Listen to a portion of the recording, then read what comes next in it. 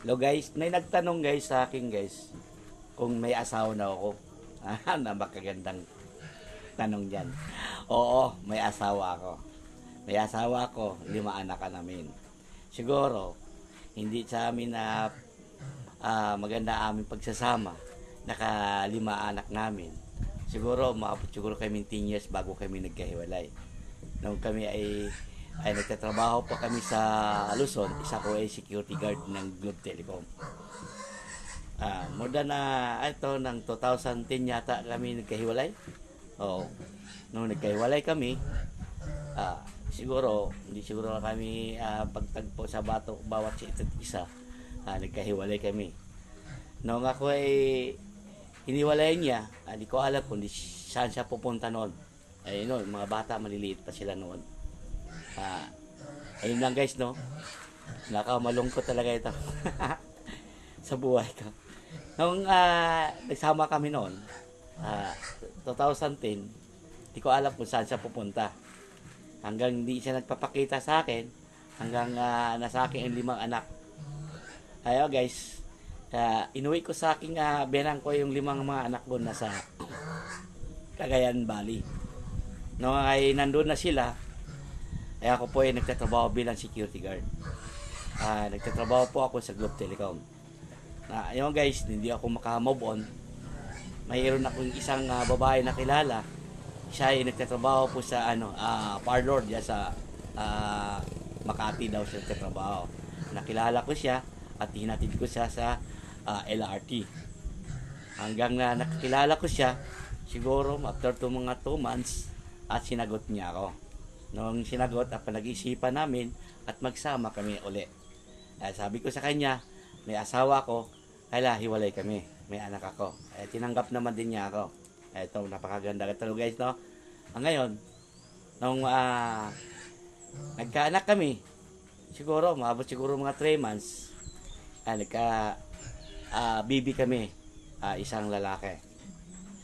After mga 1 year, nagka-baby kami. And then, nasundan uli na pangalawa, babae.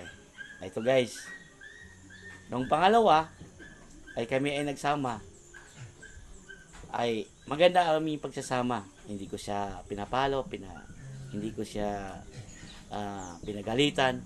Mahal na mahal ko siya at sinusundo ko pa siya. Tuwing tatrabaho ako bilang security guard ng Globe Telecom, sinusundo ko pa siya kasi mahal na mahal ko siya. Yung pangalawa kong asawa yun. Bicolana yun. Ngayon, ay yung bibi namin isa, ay lalaki man to. Inuwi namin sa Bicol. Doon namin nilagay doon sa mama niya. Suportado naman yun guys. Ngayon, aming pagsasama sa Luzon, siguro, maabot na naman siguro mga after mga 3 years, nagkabibi naman kami uli, babae. Ayun guys, hanggang hindi ko na siya pinapagtrabaho. Sabi ko, mahal ko, huwag ka na magtrabaho kasi diyan ka na lang sa bahay at ako ay gagawa ng paraan para magtinda tayo. Tinda kami, laki ang amin ang tindahan. Awan ng Diyos, medyo okay naman ang aming buhay noon. Nung pagdating ng pandemic ng 2015, nagkaroon ng problema ang ating pandemic.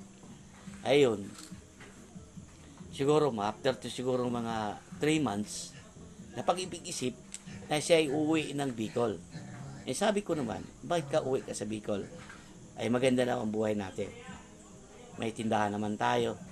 Isa kong rider, nagtitrabaho. Income pa, dagdag income sa aking pag-rider. Ay ito. Sabi niya sa akin, uwi na siya. Sige, pinapapayagan ko naman. Ang pinapayagan ko siya, na bandang ilang buwan. After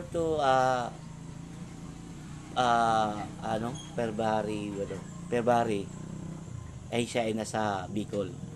Nung dumating siya sa Bicol, ako nasa Luzon. Nung nasa Luzon ako, bilang ako isang rider, sige ko siya tinatawagan. Ayun na guys, no.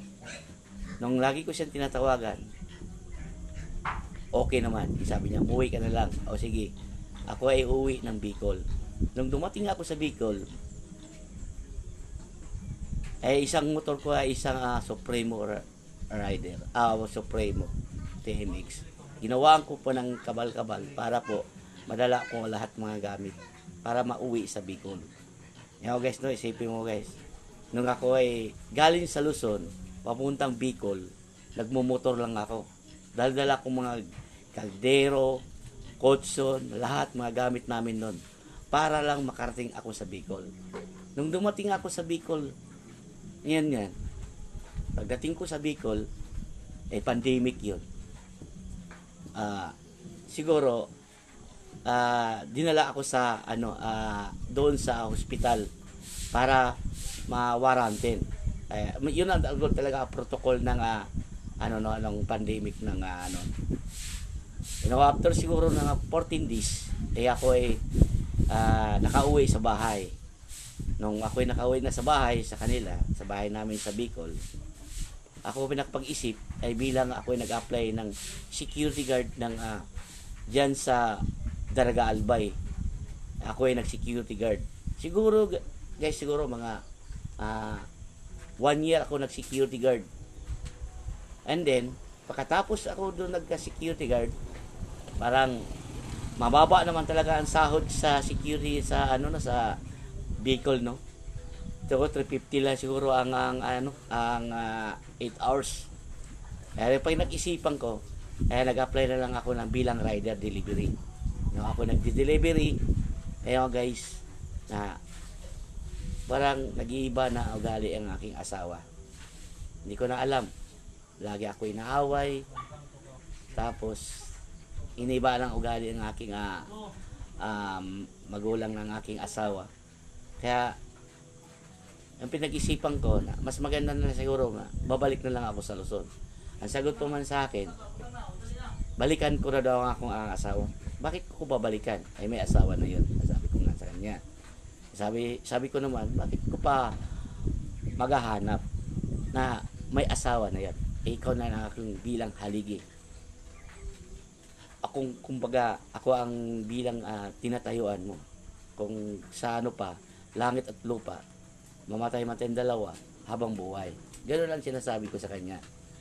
Ayun, nung time na sinabi ko sa kanya, baliwala lang sa kanya. Lagi lang pa ako pinagsabihan. Kaya parang masakit na ulo ko. Kaya mas maganda na bumalik na lang ako sa Luzon. Kaya bumalik ako sa Luzon guys. Ako po ay bilang rider ng Angkas. Nag-a-apply ako. Hanggang nakapag-apply ako sa Angkas, nakapag-isip ko naman na lagi ko siyang tinatawagan. Nung tinatawagan ko, hindi ko na siya makontak. Kung siya nagre-ring lang yung cellphone o sa messenger, ganun din. Hanggang di na-block niya ako. Hindi ko alam kung ano nangyari sa kanya. Kaya napag-isip ko guys na ako ay uwi na lang kaya ako sa aming probinsya. Dito sa Sawata, Barangay San Isidro, Davao del Norte. Kaya ako guys, dumating ako dito noong February 2025. Ngayon guys, nandito na ako. No, napakalungkot guys, no. Ngayon guys, ako ay naalaala lang aking mahal na mahal ko sa buhay ko, no. Sana kung napanood man niya akong video, mahal na mahal ko pa rin siya. Ngayon, nandito ako sa probinsya. Ito ang aking buhay bilang farmers. May iniwan sa aking father dyan sa lupain. Siguro ang produkto ay mga kakao, mga kalubinan, mga kasagingan, may mga gabi. Okay, basta may tanim. Ako nananing kamot para po to sa aking pamilya. Ayan guys, no, nakakamalungkot na mahal ko siya. Ngayon, ang ginawa ko na lang dito sa aming probinsya guys, enjoy ko na lang buhay ko. Ginawa ko guys, nagano na lang ako, nagbuhay ako ng baboy, nagbuhay ako ng pato, nagbuhay ako ng 45 days na manok na boiler. Ngayon na lang ako nga lingaw-lingaw ba sa Bisaya. O yan guys, no. Ako ay nagpapasalamat sa inyo sa papanood ng aking video. Kahit nakakaiyak, no. Kahit wala tayong asawa, malungkot man tayo, no. Kahit malayo ang ating mga anak, nandito pa ako sa probinsya. Ako ay sumikap para dito sa aking pamilya ko. Okay, sana like or share na lang po ang aking video ito dito sa probinsya namin ng Davao del Norte. Ako pala si John Aligarbis ang vlog. Thank you for watching. Bye bye.